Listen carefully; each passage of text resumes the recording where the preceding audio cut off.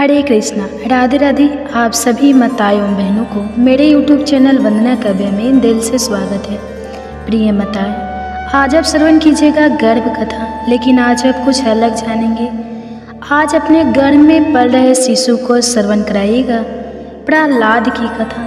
प्रिय माताएं, कहा जाता है कि गर्भावस्था में अगर सच्चे दिल और सच्चे मन से हम अपने शिशु को यह गर्भ कथा प्रहलाद की कहानी की रसपान कराते हैं तो हमारे गर्भ में पल रहे शिशु पर भगवान विष्णु की कृपा प्राप्त होता है और उनका आशीर्वाद माँ और शिशु दोनों को प्राप्त होता है। प्रिय माताएं, आपसे विनती है कि वीडियो को ध्यान से पूरा जरूर सुनिएगा। वीडियो को आधा अधूरा नहीं देखिएगा, क्योंकि आधा अधूरा ज्ञान हमेशा घातक होता है। और हो सके तो हमारे जितने भी गर्भावस्था में माताएं बहनें हैं सबके पास शेयर कीजिएगा, ताकि ये जानकारी सब माताएं बहन के पास पहुंच सके। गर्भावस्था बहुत ही कठिन समय होती है माँ, इसलिए आप हो सके तो गर्भावस्था में जितना हो सके भगवान के महामंत्रों की जाप और भगवान के ध्यान करना जरूरी है। इसलिए आइए इस कथा की सच्चे दिल सच्चे मन से रसपान करते हैं। प्रिय माताएं, क्या आप जानते हैं कि प्रहलाद कौन था? हे माँ, अब आप अपने गर्भ पर हाथ रखिए, स्थिर हो जाइए, आंखें बंद कर लीजिए और गहरी सांसों के साथ इस दिव्य यात्रा का पहला चरण सुनिए। अपने भीतर उस नन्ही धड़कन को महसूस कीजिए जो आपके रक्त के प्रभाव के साथ गूंज रही है। यह कथा आपके कानों के लिए नहीं है माँ, यह आपके गर्भस्थ शिशु की आत्मा के लिए है। यह केवल शब्दों का प्रभाव नहीं है माँ, यह संस्कार की गंगा है, यह साधना की सरिता है, यह अमृत है जो आपके शिशु के प्राणों में सीधा उतर रहा है। माँ, जैसे प्रातःकालीन सूरज की किरणें धरती के अंधकार को मिटाकर जीवन का आलोक भर देती है, वैसे ही यह कथा आपके गर्भ की गहराइयों को प्रकाशित करेगी। प्रिय माँ, आपसे हाथ जोड़कर विनती है कि इस कहानी थोड़ा सा भी अच्छी लगे तो प्लीज़ वीडियो को लाइक कर दीजिए, और चैनल को अभी तक सब्सक्राइब नहीं किए हैं तो पक्का चैनल को सब्सक्राइब करके कमेंट्स में राधे राधे जरूर लिखिए। प्रिय माँ, हमें उम्मीद है कि आप चैनल को सब्सक्राइब जरूर कीजिएगा और वीडियो को लाइक करके ज़्यादा से ज़्यादा शेयर कीजिएगा, क्योंकि आपको बच्चा का आशीर्वाद प्राप्त होगा, भगवान विष्णु की कृपा प्राप्त होगा। इसलिए कमेंट्स में भगवान विष्णु या राधे राधे जरूर लिखिएगा। आप कल्पना कीजिए माँ कि आपके चारों ओर एक शांत वन है, जहाँ मंद मंद पवन बह रही है, पत्तों की सरसराहट में कोई गुप्त गान गूंज रहा है, और उसी शांति में आज यह कथा प्रारंभ हो रही है। यह कथा है असुरराज हिरण्यकश्यप की माँ। उसका नाम सुनते ही युगों की स्मृति में भय और आतंक की छाया गूंज उठती है। वह कश्यप अर्से और दीति के गर्भ से उत्पन्न हुआ था। उसका भाई हिरण्यकाक्ष पहले ही विष्णु के हाथों मारा गया था। इसी कारण हिरण्यकश्यप के हृदय में प्रतिशोध की ज्वाला थक उठी थी। उसने निश्चय किया कि वह ऐसा तप करेगा जिससे उसे अजय शक्ति प्राप्त हो और वह स्वयं देवताओं से भी ऊपर हो जाए। वह तप करने के लिए जंगल में चला गया। उसने वर्षों तक घोर तपस्या की, इतनी कठोर तपस्या की उसका शरीर हड्डियों का ढांचा बन गया। उसने अपने प्राण वायु को रोक लिया, स्थिर खड़ा रहा, शरीर की नसें सूख गई। उसकी इस अद्भुत साधना से तीनों लोग कांप उठे, देवता चिंतित हो गए और अतः ब्रह्मा जी स्वयं प्रकट हुए। ब्रह्मा जी ने कहा, वस्त हिरण्यकशिपु, मैं तेरी तपस्या से प्रसन्न हूँ, मांगे तुझे क्या चाहिए। माँ, सोचिए जरा, जब किसी के हृदय में अहंकार का ज्वालामुखी जल रहा हो तो वह कैसा वरदान मांगता है। हिरण्यकश्यप ने कहा, हे ब्रह्मदेव, मुझे ऐसा वरदान दीजिए कि ना मैं किसी मनुष्य के हाथों मरूं, ना किसी पशु के हाथों मरूं, ना मैं दिन में मरूं जाऊं, ना रात में, ना धरती पर मेरी मृत्यु हो, ना आकाश में, न किसी अस्त्र से हो, न किसी शस्त्र से मैं वध हूँ, और तीनों लोकों में ऐसा कोई ना हो जो मेरा अंत कर सके। ब्रह्मा जी मुस्कुराए, क्योंकि यह सब शर्तों के बीच भी काल का विधान छिपा था। परंतु उन्होंने कहा, तथास्तु हे माँ, सोचिए, जब किसी को ऐसा वरदान मिल जाता है कि ना उसे देवता मार सके, ना दानव, ना मनुष्य, ना पशु, तो उसका अहंकार किस ऊंचाई तक पहुंचता होगा। हिरण्यकशिपु लौटा और उसने तीनों लोकों में आतंक फैला दिया। उसने स्वर्ग पर चढ़ाई की, इंद्र को हटा दिया, देवताओं को बंदी बना लिया। उसकी शक्ति इतनी बढ़ गई कि देवे भय से कांपने लगे। अब कथा आती है रानी कयाधु की। वह उसकी पत्नी थी। जब देवताओं ने देखा कि हिरण्यकशिपु का अत्याचार असहनीय हो रहा है, तो उन्होंने सोचा कि उसके वंश को ही नष्ट कर दिया जाए। उसी समय रानी कयाधु गर्भवती थी। देवताओं ने योजना बनाई कि कयाधु को बंदी बनाकर उसका गर्भ गिरा दिया जाए, ताकि कोई असुर जन्म ना ले पाए। लेकिन माँ विधि को कौन रोक सकता है। जब वे कयाधु को ले जा रहे थे, तभी नारद जी प्रकट हुए। उनके स्वर में करुणा थी, उनकी वाणी में धर्म की ज्योति थी। उन्होंने देवताओं से कहा, हे देवज्ञ, गर्भ कोई साधारण आत्मा नहीं है, यह तो ईश्वर का परम भक्त बनेगा। तुम इसे नष्ट करोगे तो स्वयं धर्म का हनन होगा। इसे मेरे पास छोड़ दो। देवताओं ने नारद जी की आज्ञा मानकर कयाधु को उनके संरक्षण में सौंप दिया।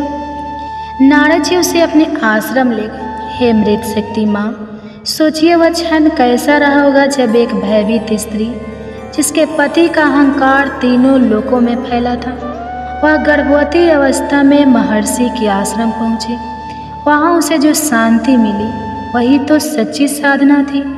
नारद जी ने उसे केवल सुरक्षित आश्रय ही नहीं दिया, बल्कि हर दिन धर्म, भक्ति और विष्णु प्रेम का पाठ पढ़ाया। और माँ, यही वह क्षण था जब गर्भस्थ प्रहलाद ने पहली बार नारायण भक्ति का रस पिया। गर्भ में रहते हुए उसने सुना, नारायण नारायण, सृष्टि का प्रत्येक कण उन्हीं से बना है, उन्हीं में विलीन होता है। वही आदि है, वही अनंत है। देवताओं के हाथों से मुक्त होकर जब रानी कयाधु नारद जी के संरक्षण में आई, तो उसके भयभीत हृदय में धीरे धीरे शांति उतरने लगी। वही सोच रही थी कि शायद उसका अंत निकट है, शायद यह गर्भ भी ना बच पाए। पर महर्षि नारद का आश्रम तो करुणा का तीर्थ था। वहाँ कोई भय नहीं था, वहाँ केवल शांति थी, केवल भक्ति का संगीत था। नारद जी ने उसे अपने आश्रम में बैठाया, उसके माथे से आंसू पोंछे और मधुर वाणी में बोले, हे देवी, तू चिंता मत कर। तेरे गर्भ में जो आत्मा पल रही है वह ईश्वर की ही योजना है। वह कोई साधारण संतान नहीं है।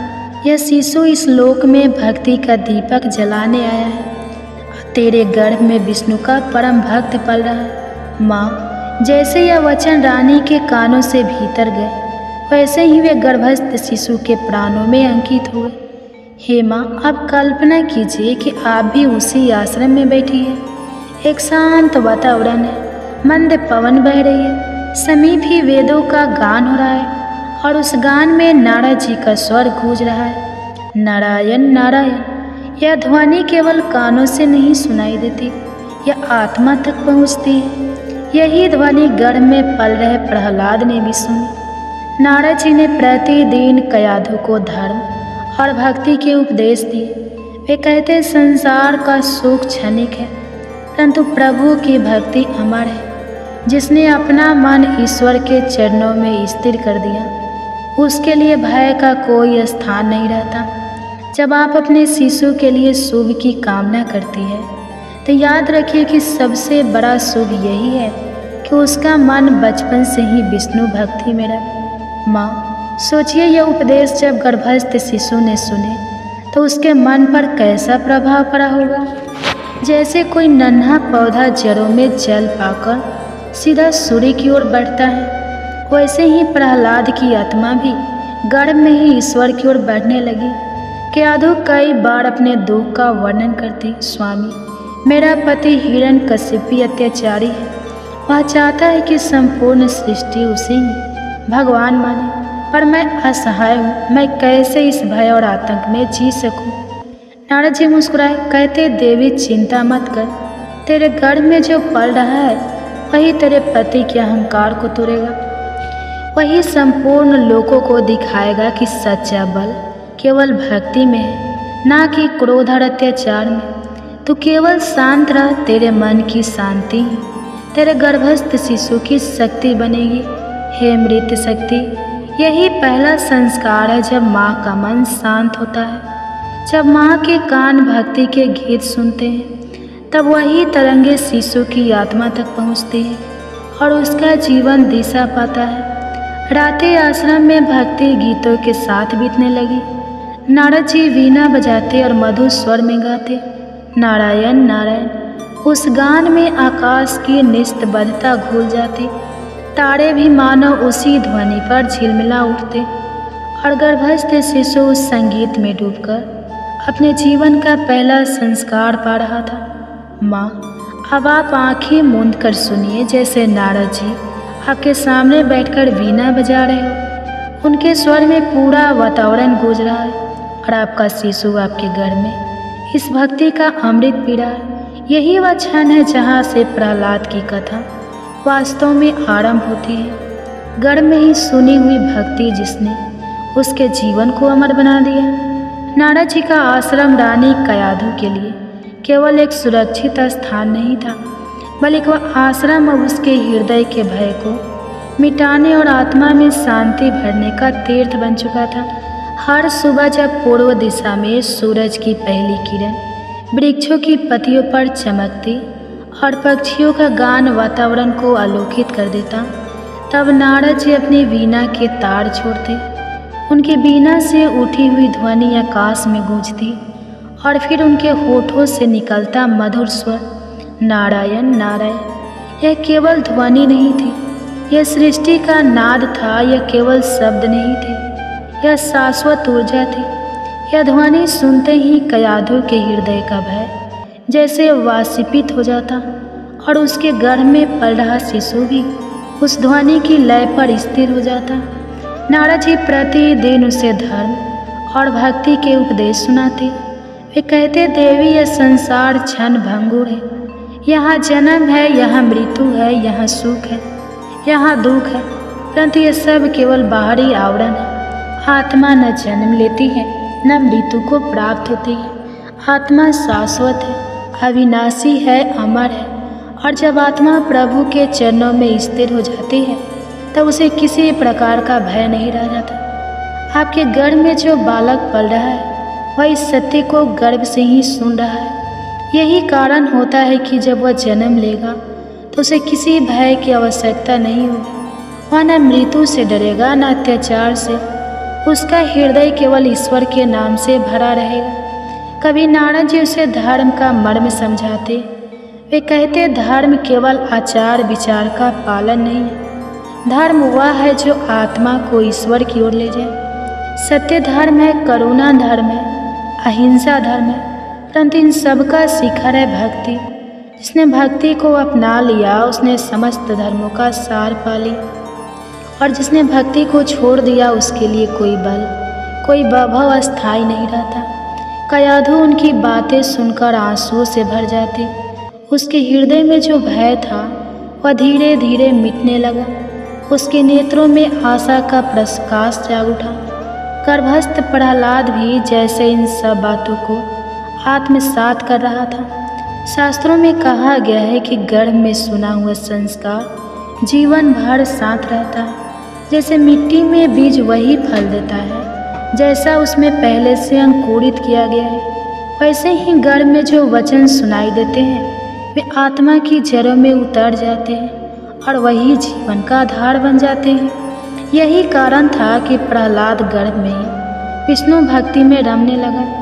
एक दिन नारद जी ने कर्म का रहस्य समझाया। उन्होंने कहा, देवी, इस संसार का प्रत्येक प्राणी अपने कर्मों का फल भोगता है। ना कोई किसी के पाप का भागी है और ना कोई किसी के पुण्य का, परंतु जब जीव अपने कर्मों को ईश्वर को अर्पित कर देता है, तब वह कर्म बंधन से मुक्त हो जाता है। जो कर्म प्रभु के चरणों में समर्पित है, वही मुक्ति का मार्ग है। प्रिय माताएं, हमें उम्मीद है कि आप इस कथा को सच्चे दिल से अपने गर्भ में पल रहे शिशु को जरूर श्रवण करा रहे हैं। अगर आपने अभी तक मेरे चैनल को सब्सक्राइब नहीं किया है तो प्लीज़ मेरे चैनल को सब्सक्राइब करके वीडियो को लाइक कर दीजिए और गर्भावस्था में जितने माँ हैं सबके पास शेयर कीजिए और कमेंट्स में ज़रूर राधे राधे ज़रूर लिखिए। आपके गर्भस्थ शिशु ने यह सुन लिया है, अब यह जीवन भर अपने कर्म को प्रभु को समर्पित करेगा और यही उसका धर्म होगा। फिर उन्होंने उसे करुणा का महत्व बताया। बोले, देवी, संसार में सबसे बड़ा तप करुणा है। जिसने करुणा को अपना लिया उसने ईश्वर को पा लिया, क्योंकि करुणा वही है जो स्वयं ईश्वर के हृदय में है। जो आत्मा गर्भ से ही करुणा सुनती है वह जन्म के बाद हिंसा में नहीं उलझती, वह हर प्राणी में अपने प्रभु का दर्शन करती है। यही कारण है कि तेरी संतान संसार में जब आएंगी तो इसके मन में किसी के प्रति द्वेष नहीं होगा। यह अपने शत्रुओं तक के करुणा रखेगा। नारद जी की बातें केवल कयाधु को सत्वना नहीं देती थी, बल्कि गर्भस्थ प्रहलाद के मन पर भी अमिट छाप छोड़ रही थी। उसके कान भले ही अभी विकसित हो रहे थे, परंतु आत्मा प्रत्येक शब्द को ग्रहण कर रही थी। उसकी चेतना में पहले से ही भक्ति अंकित हो रही थी। जैसे कोई मूर्तिकार पत्थर पर धीरे धीरे छेनी चलाकर उसमें आकृति गढ़ता है, वैसे ही नारद जी के वचन गर्भस्थ प्रहलाद की आत्मा पर भक्ति की मूर्ति गढ़ रहे थे। कभी वे सृष्टि का रहस्य सुनाते, कहते यह आकाश, यह वायु, यह अग्नि, यह जल और यह धरती सब उसी एक की शक्ति से उत्पन्न हुए हैं। वही ब्रह्मा है, वही नारायण है। जब यह सब ना था तब वही था, जब यह सब ना रहेगा तब भी वही रहेगा। और जब जीव यह जान लेता है कि सब कुछ उसी का है तो उसका मन कभी मोह में नहीं फंसता। कभी वे भक्ति की महिमा बताते, भक्ति ही सबसे बड़ा बल है। राजसत्ता नष्ट होती है, सेना हार जाती है, संपत्ति छीन जाती है, पर जिसने अपने हृदय में भक्ति का दीपक जला लिया उसका प्रकाश कभी नहीं बुझता। यह भक्ति ही है जो नरक में पड़े जीव को भी अमृत का स्वाद चखा देती है। और यही भक्ति तेरे गर्भस्थ शिशु की आत्मा में अंकित हो रही है। कभी वे प्रेम की व्याख्या करते, प्रेम केवल किसी से मोह करना नहीं है। सच्चा प्रेम वह है जब आत्मा ईश्वर में विलीन हो जाए, जब भक्त और भगवान के बीच कोई भेद ना रहे, जब भक्त का हृदय केवल प्रभु की इच्छा में रम जाए, तभी प्रेम पूर्ण होता है। इन उपदेशों ने कयाधु को नया जीवन दिया। अब यह केवल भयभीत स्त्री नहीं रह गई थी, अब वह समझ गई थी कि उसका गर्भ केवल एक शिशु का गर्भ नहीं है, यह तो एक युग की दिशा बदलने वाला गर्भ है। जब भी वह गर्भ पर हाथ रखती उसे लगता कि भीतर कोई दिव्य ऊर्जा हलचल कर रही है। यह हलचल केवल जीवन की हलचल नहीं थी, यह भक्ति की धड़कन थी। धीरे धीरे दिन बीतते गए। देवताओं को लगा था कि हिरण्यकशिपु का वंश केवल आतंक देगा, पर नारद जी के आश्रम में बैठा वही अंश अब धर्म और भक्ति का स्तंभ बनने वाला था। यह विरोधाभासी सृष्टि का अद्भुत विधान है। जहाँ एक और पिता अहंकार और अधर्म का प्रतीक था, वही गर्भ में पल रहा पुत्र भक्ति और सत्य का अवतार बन रहा था। नारद जी एक दिन कयाधु के समीप बैठे और बोले, देवी, इस संसार में सबसे बड़ा भ्रम यही है कि मनुष्य स्वयं को कर्ता मान बैठता है। वह सोचता है कि सब कुछ वही करता है, परंतु सच्चाई यह है कि सब कार्य केवल प्रभु की इच्छा से ही संपन्न होते हैं। मनुष्य तो केवल एक माध्यम है। जिसने यह सत्य समझ लिया वह कभी गर्व नहीं करता। वह जान लेता है कि मेरे हाथ से जो भी कार्य होता है वह भी उसी की शक्ति से है।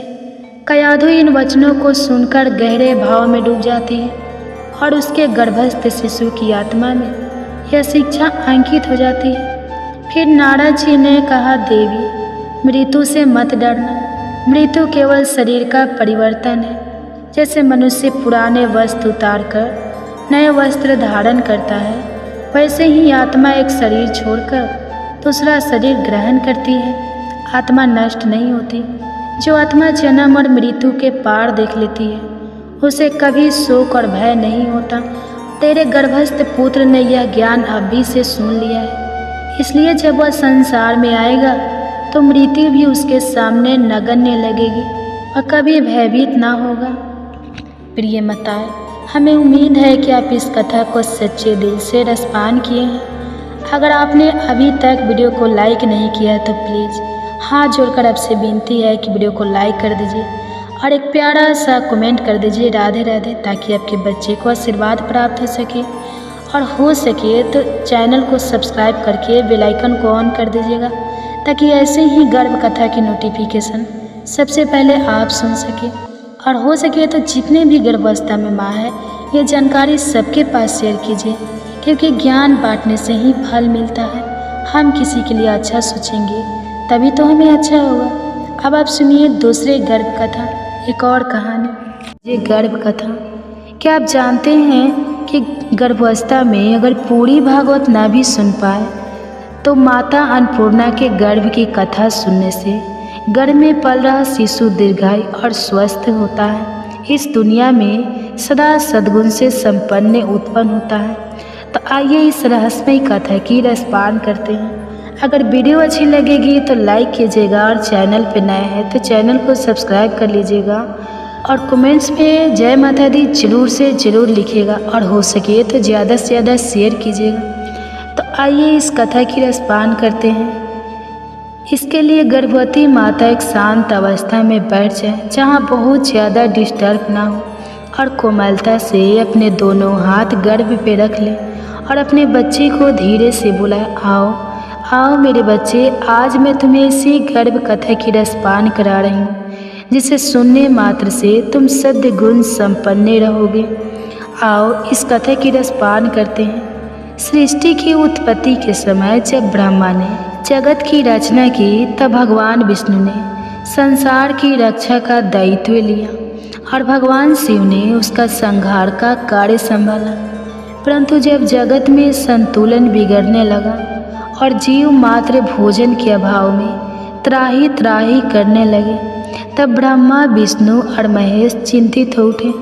त्रिलोक में अन्न का अभाव न केवल भौतिक भूख का संकट बना अपितु धर्म कर्म और साधना भी साबित होने लगे। ऐसे समय में माता पार्वती ने भगवान शिव से प्रश्न किया, प्राणनाथ, यह संसार बिना अन्न के कैसे जीवित रहेगा?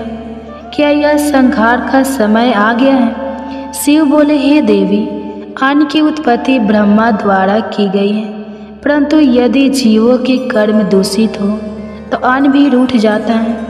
अब समय है कि तुम स्वयं अन्न रूपा बनकर इस संसार को पोषण दो। माता मुस्कुराई और कैलाश से प्रस्थान कर गई, तप में लीन हो गई और तभी प्रारंभ होती है माता अन्नपूर्णा की गर्भ कथा।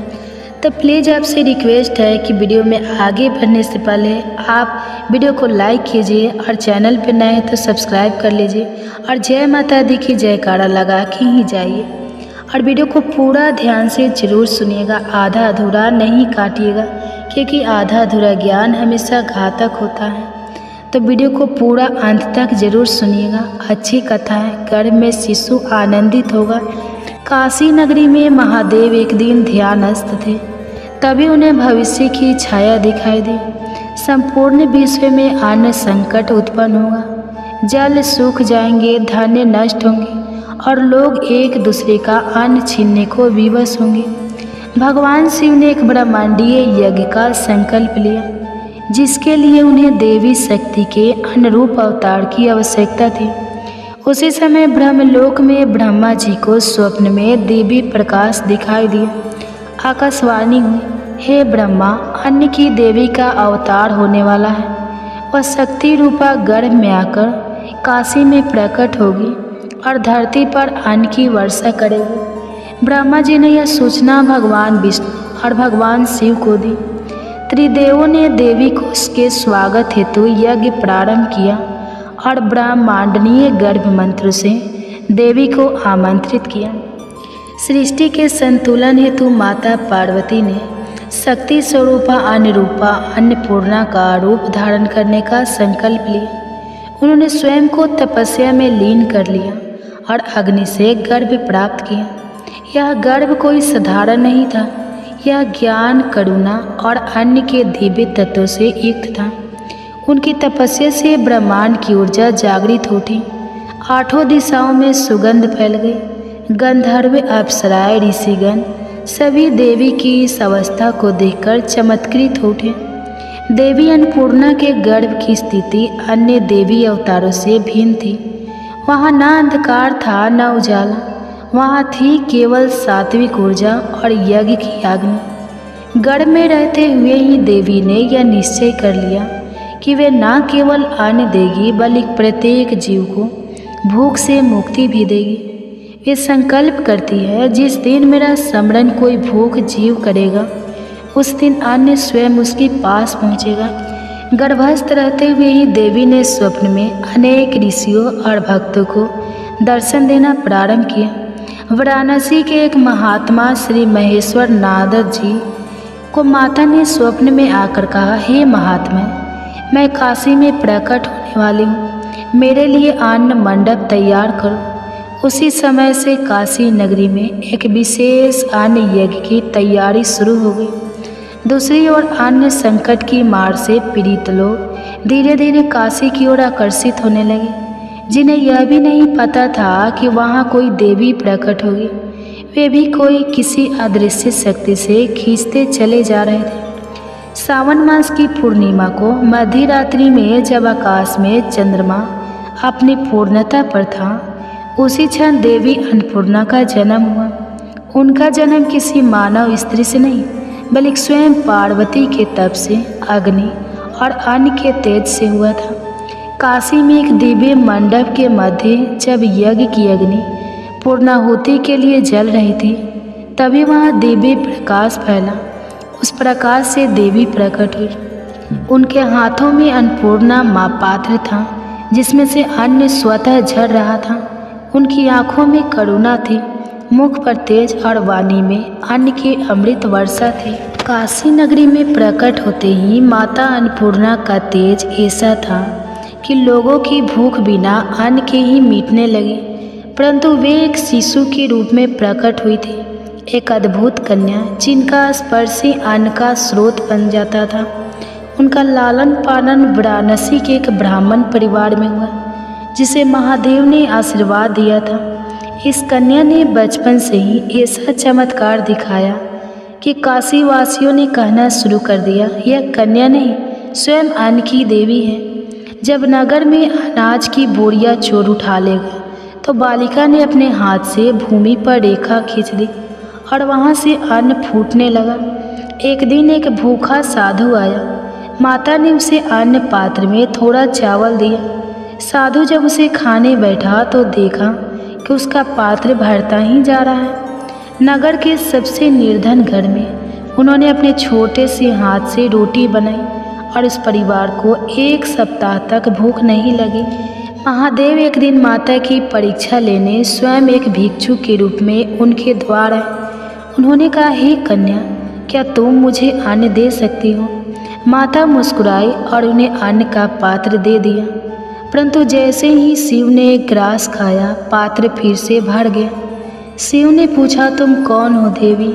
यह अन्न समाप्त क्यों नहीं होता? माता बोली, हे नीलकंठ, यह अन्न उस करुणा का प्रतीक है जो ममता से जन्म लेती है। यह समाप्त नहीं होता क्योंकि इसका मूल प्रेम है। शिव ने तब उन्हें पहचान लिया और कहा, तुम पार्वती नहीं, शक्ति की उस अनंत रूपा हो जो संसार को पालती है। तुम ही अन्नपूर्णा हो। देवी ने यह समझ लिया कि संसार में अन्न केवल भोजन नहीं बल्कि धर्म, ज्ञान और जीवन का मूल तत्व है। उन्होंने शिव के साथ मिलकर एक दिव्य सभा का आयोजन किया, जिसमें ऋषि, मुनि, यक्ष, गंधर्व, देवी देवता सब उपस्थित हुए। वहाँ उन्होंने घोषणा की, जिस भूमि पर अन्न का अपमान होगा वहाँ से मैं चली जाऊंगी। जहाँ अन्न को देवता समझकर पूजा होगी वहाँ मैं सदा वास करूंगी। देवी ने अन्नमय ब्रह्मा की स्थापना की, अर्थात अन्न भी ब्रह्मा का रूप है। उन्होंने कहा, भूख मिटाना ही सच्चा धर्म है।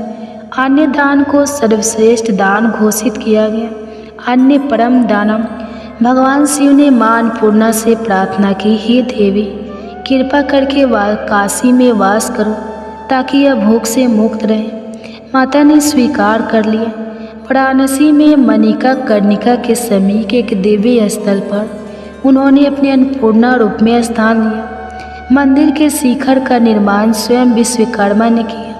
मंदिर में पहला अन्न महादेव को समर्पित किया गया। तब शिव बोले, अब मैं भी भिक्षुक हूँ और यह देवी ही मेरी माता है, इसलिए उन्हें भिक्षाटन करने वाला देव और माता को भिक्षा देने वाली अन्नदायिनी कहा गया। माता अन्नपूर्णा की कृपा से असंख्य भक्तों की भूख और पीड़ा दूर हुई। माता अन्नपूर्णा की कृपा से असंख्य भक्तों की भूख और पीड़ा दूर हुई।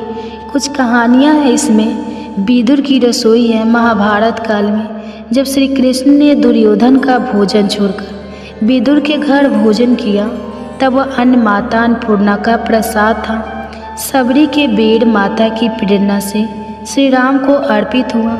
शिरडी में साईं बाबा अन्नपूर्णा की कृपा से सदा भंडारा कराते थे। कई गांवों में जहां अन्न नहीं था, माता की मूर्ति रखकर केवल प्रार्थना से भंडार भर गए। देवी अन्नपूर्णा की गर्भ कथा केवल एक दिव्य जन्म की कथा नहीं है, यह एक आध्यात्मिक आंदोलन है जो कहता है किसी को भी भूखा ना सोने दो, अन्न का आदर करो, अन्न ही अन्नपूर्णा है। माता आज भी काशी में विराजमान है। अन्न का अक्षय पात्र लेकर उनके मंदिर में प्रसाद लेने वाला कोई भी भक्त आज तक भूखा नहीं लौटा। जो घर में मेरे नाम का जप करेगा उसका शिशु भूख का दुख कभी नहीं झेलेगा। जो स्त्री गर्भावस्था में मुझे नमन करेगी उसका गर्भ दिव्य ऊर्जा से भर जाएगा। व्रत कथा गर्भवती माताओं के लिए श्रवण करने से बहुत उपयोगी फल प्राप्त होता है। तो ये थी माता अन्नपूर्णा की गर्भ कथा। आपको कैसा लगा कमेंट्स करके जरूर बताइए। गर्भ कथा। कुरुक्षेत्र में जब श्री कृष्ण ने जो गर्भ गीता के ज्ञान अर्जुन को सुनाया था, आज हम उसी कथा की रसपान करेंगे, इसलिए वीडियो को पूरा देखिएगा। और श्रवण करने से पहले आप अगर चैनल पर नए हैं तो चैनल को सब्सक्राइब कर लीजिए और साथ ही बेल आइकन को ऑन कर लीजिए ताकि ऐसे ही गर्भ कथा की नोटिफिकेशन आप सबके पास सबसे पहले पहुंचे। और हाँ, कमेंट्स में हरे कृष्णा राधे राधे जरूर लिखिएगा। चलिए इस कथा की रसपान करते हैं। अर्जुन पूछते हैं, हे मधुसूदन, कृपा करके गुरु दीक्षा के बारे में भी कुछ बताने का कष्ट करें। मुझे गुरु की महिमा के बारे में भी बताइए। श्री भगवान ने कहा, हे धनुधारी, तुम्हारा यह प्रश्न संपूर्ण मानव जाति के लिए कल्याणकारी है।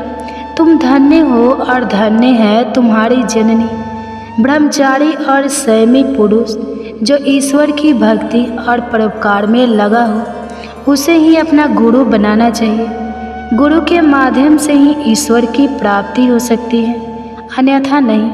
इसलिए अपने गुरु की देख रेख में ही मेरी पूजा करनी चाहिए। गुरु का निरादर करने वाला मनुष्य कभी ईश्वर की प्राप्ति नहीं कर सकता तथा वह आजीवन मृत्यु लोक में भटकता रहता है।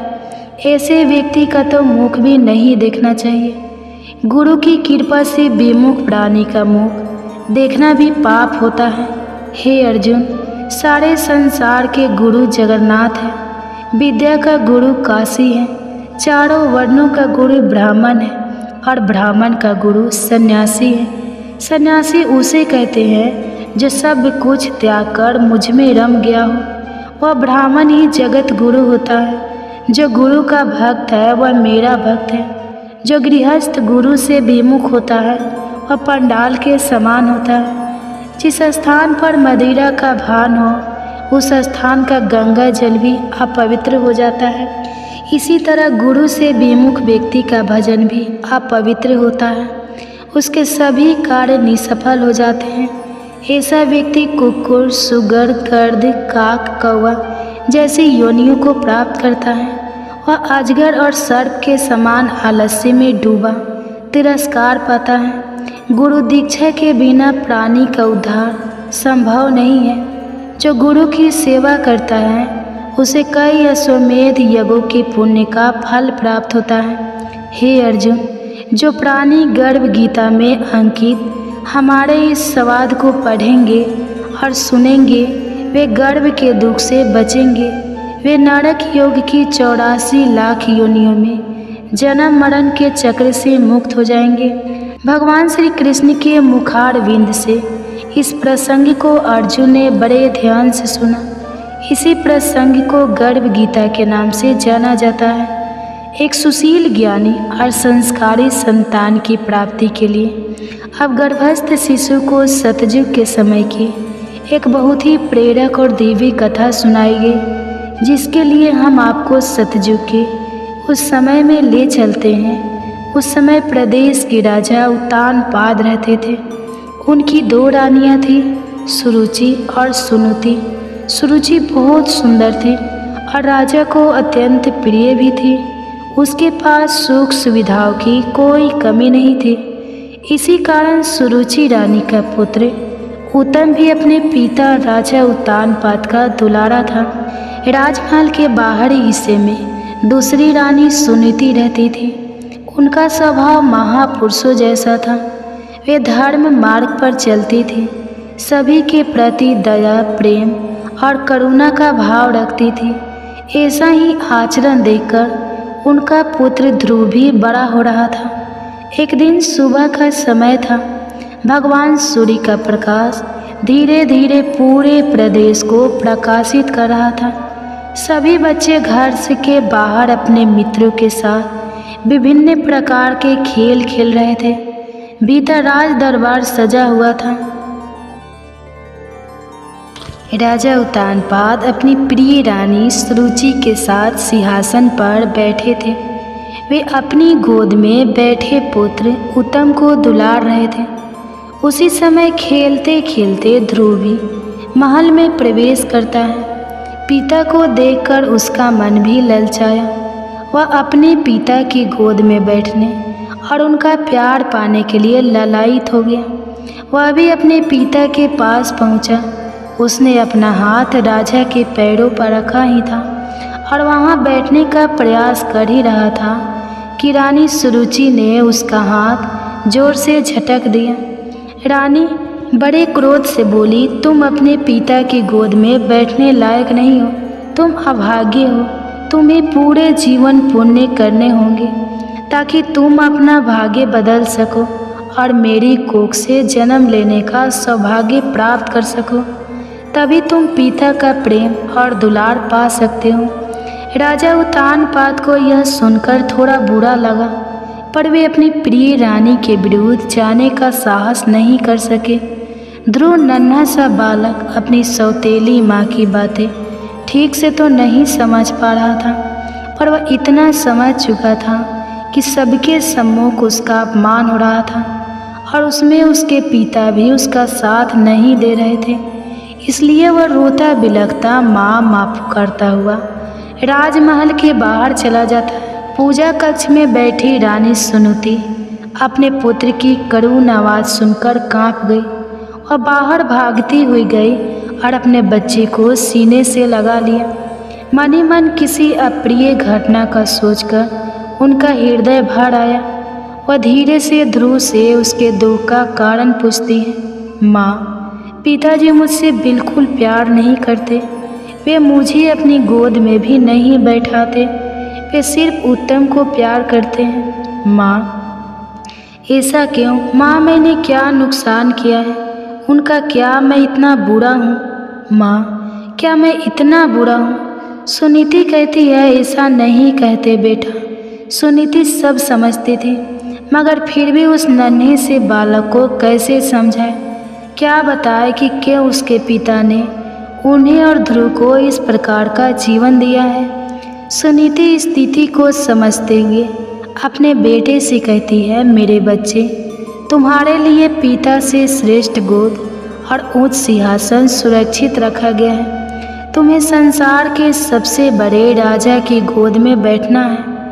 इस तरह कहकर वे अपने मंदिर में विराजित भगवान नारायण की तस्वीर दिखाती है। इनकी गोद भगवान की गोद ध्रुव की आंखों में चमक थी, पर वह अभी सिर्फ 6 साल का नन्हा बालक था। वह माँ से उत्सुक स्वर में पूछता है, माँ, मैं उन तक कैसे पहुँचूँ? कैसे मैं उनकी गोद में बैठूँगा? माँ, माँ को भी अनजाने कहाँ से हिम्मत आ रही थी। वह ध्रुव की सभी बातों का स्पष्ट उत्तर दे रही थी।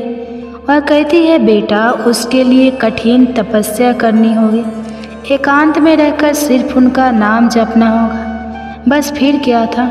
ध्रुव तुरंत माँ की गोद से उतरा, अपनी माँ के चरण स्पर्श करके कहता है, माँ मैं आज से ही अपनी तपस्या शुरू करूँगा। मैं एकाग्रता से नाम जप कर नारायण की गोद में बैठूँगा। माँ मैं उनकी गोद में बैठकर सबसे पहले तुझे पुकारूँगा। माँ तो देखना तेरा बेटा भी सौभाग्यशाली है, वह ब्रह्मांड की राजा की गोद में बैठेगा। माँ कुछ समझ पाती उससे पहले ही ध्रुव जंगल की ओर जाने लगा।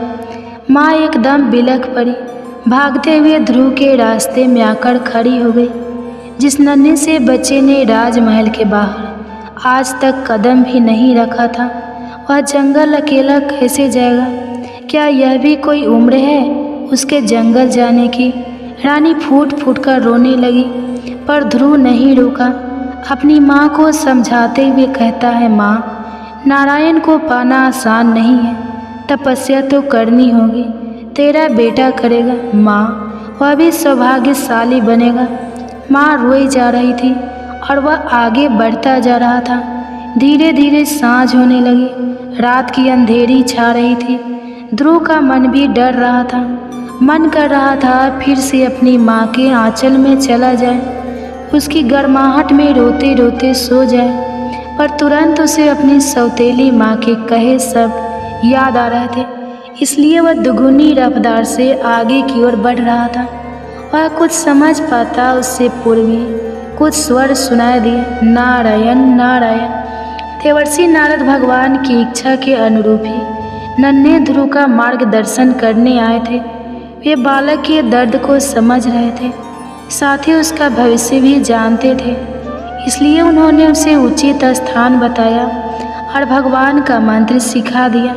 फिर क्या था, रात के अंधेरे में झिंगुर की आवाज़ के साथ ध्रुव के मंत्र के स्वर भी जंगल में गूंजने लगे। धीरे धीरे ध्रुव अपनी तपस्या में लीन होने लगा। इधर राज दरबार में यह बात आग की तरह फैल गई।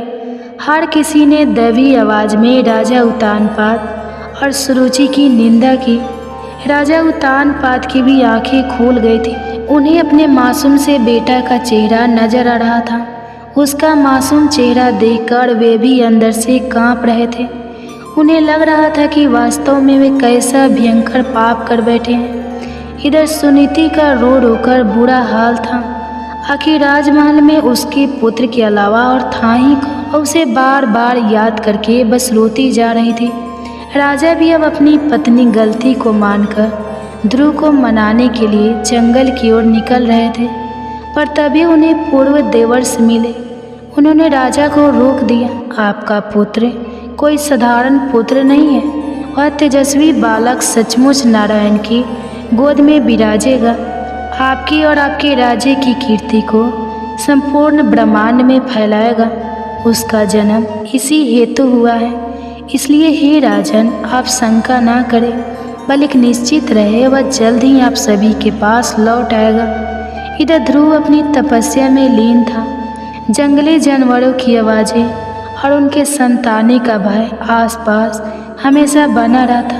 वह कभी बंदरिया के समीप उसके बच्चे को लिपटा देखता तो उसका मन भी भर आता, पर वह किसी भी कीमत पर लौट जाना नहीं चाहता था। 6 साल के बच्चे का ऐसा दृढ़ निश्चय कि अनेक प्रलोभन और अनेक भय दिखाने पर भी वह नारायण जाप से अलग नहीं हुआ। 6 महीना से अकेला नन्हा बालक तपस्या कर रहा था और उसकी चाह भी थी तो क्या, बस एक बार नारायण की गोद में बैठना है। इसे देखकर भगवान भी अधिक समय तक उससे दूर नहीं रह पाए। वे ध्रुव के समीप पहुंचकर प्यार से उसके सिर पर हाथ रखते हैं। ध्रुव अपनी आंखें खोलता है। उसे विश्वास नहीं होता कि उसके सम्मुख कौन खड़ा है। चतुर्भुज रूप में स्वयं नारायण।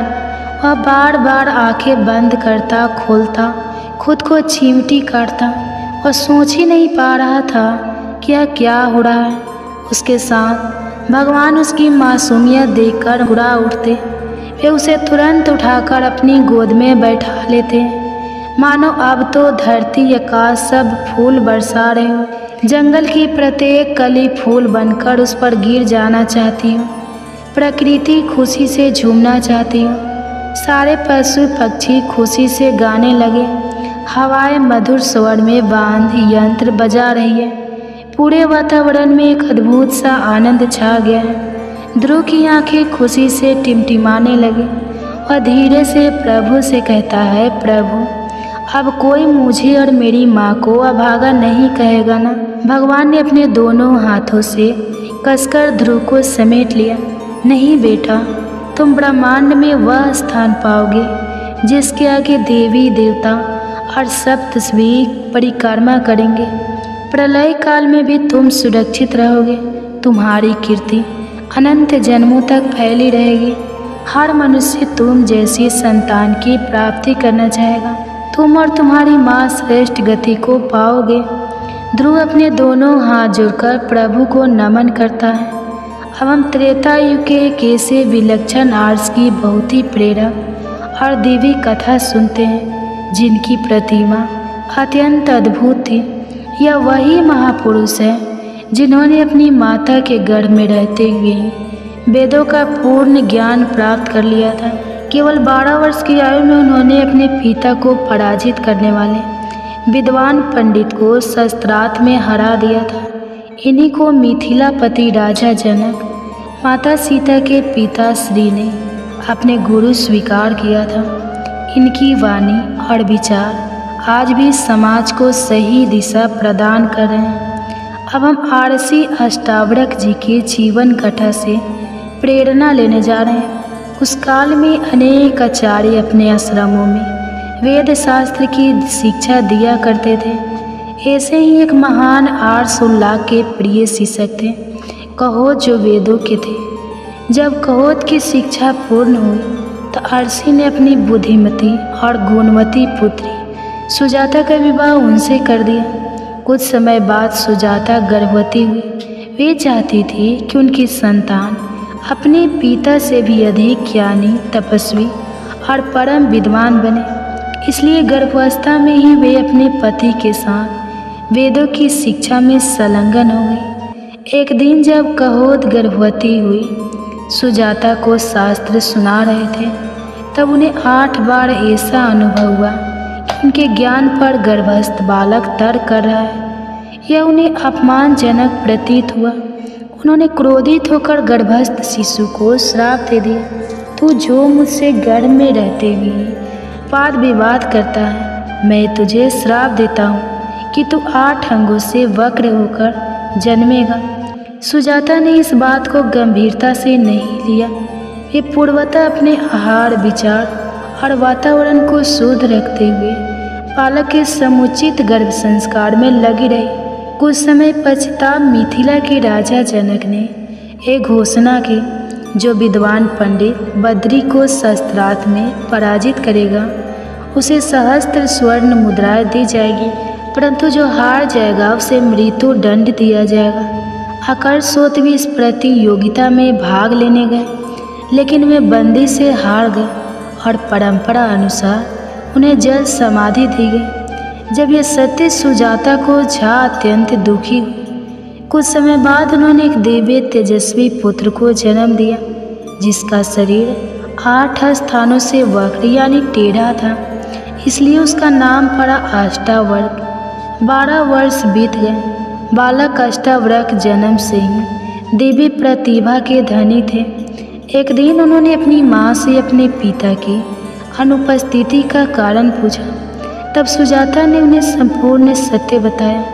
बालक को गहरा आघात लगा। उन्होंने संकल्प लिया कि वे अपने पिता के अपमान का प्रतिशोध लेंगे। उन्होंने अपनी माँ से आज्ञा मांगी और मामा श्वेत केतु के साथ लेकर मिथिला की ओर प्रस्थान किया। राजा जनक के यहाँ उस समय एक विशाल यज्ञ का आयोजन हो रहा था, जिसमें देश भर के विद्वान आमंत्रित थे। अष्टावक्र जी जब सभा में पहुँचे तो उनके वर्क शरीर को देखकर सभी पंडित उनका उपहास करने लगे। स्वयं राजा जनक भी हंस पड़े। सभा के सभी सदस्य को खुद पर हंसता हुआ देख अष्टावक्र जी भी जोर जोर से हंसने लगे। तब राजा जनक ने पूछा, यह सब हंस रहे हैं, यह बात तो समझ में आती है, मगर तुम किस बात पर हंस रहे हो? अष्टावक्र जी बोले, मैं सभा पर हंस रहा हूँ कि सभा में बैठे सब विद्वान मूर्ख और अंधे हैं, जो चमड़ी की पहचान तो करते हैं लेकिन आत्मा की नहीं। यह शरीर की वक्रता को देखते हैं पर ज्ञान के तेज को नहीं। क्या मंदिर के टेढ़े होने से भगवान टेढ़े हो जाते हैं? क्या घड़े के टेढ़े होने से उसमें भरा जल भी टेढ़ा हो जाता है?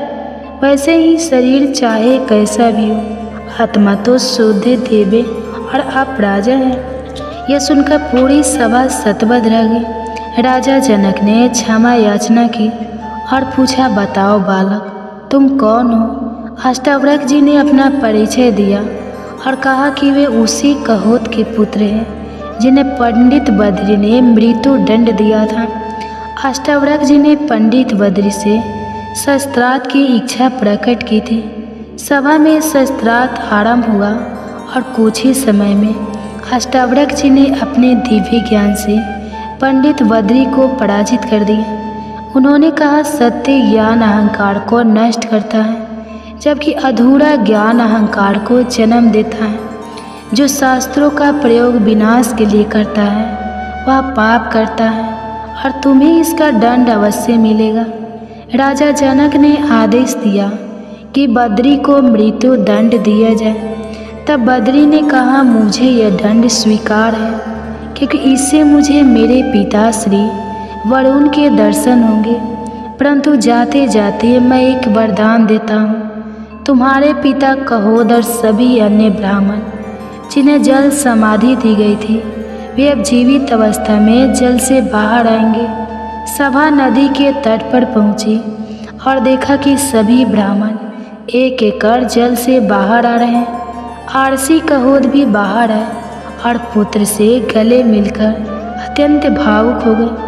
अष्टावक्र ने अपने पिता कहोद से आश्रम लौटने का आग्रह किया। राजा जनक अष्टावक्र जी की अद्भुत ज्ञान और आत्मबल से अत्यंत प्रभावित हुए।